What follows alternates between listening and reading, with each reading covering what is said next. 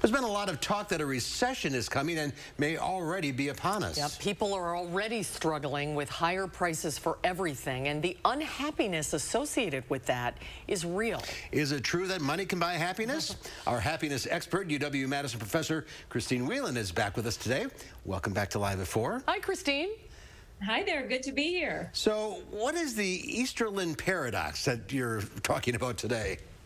Well, all right. So first of all, we're hearing a lot about a recession, right? And we don't know if we're in one and for how long. But the way that this impacts our happiness and well-being is twofold. First of all, we have this idea that as long as the economy is growing, things are good. But that doesn't always translate into happiness for ourselves as individuals.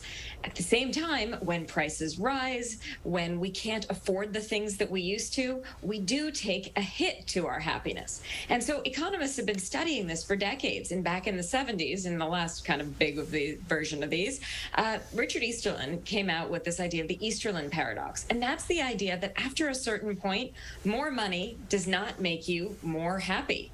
And it seems like we may be about to kind of test that a little bit these days. But that's at a certain point, right? Right. You know, if you won the Mega Millions, you'd be happy to a point. You know what I'm saying? Right. So actually, the Mega Millions example is a really interesting one. You would think that if you won the lottery, you would be more happy. But it turns out that, yeah, you have that moment of joy. Then everybody comes after you for the money. And it can actually make you less happy. But for the rest of us who aren't going to be winning the Mega Millions, the challenge with money is that we end up in something called hedonic adaptation. That's the fancy academic word for saying we get used to having nice things. And then the nice things actually don't bring us pleasure anymore. We just sort of think of them as normal right up until we can't have them anymore, and then we are even more upset. So maybe enjoy a larger number of smaller things? So I have a couple recommendations for people right now.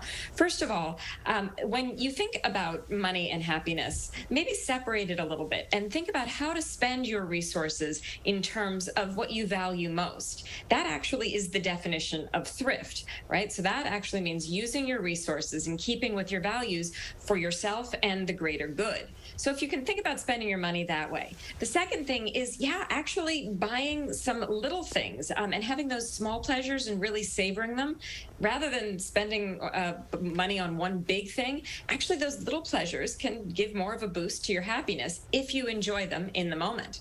And then really the final tip is know that it's not just your money that is valuable, but your time. And if you're spending your time in terms of investing in relationships, well, that's going to pay a much higher dividend.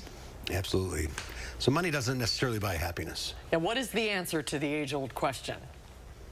You can't buy me love, but money can make life a little bit easier for sure. So I certainly am going to be the last person to tell you to ignore money entirely, but don't put all of your happiness in the ups and downs of the stock market. Try relationships instead.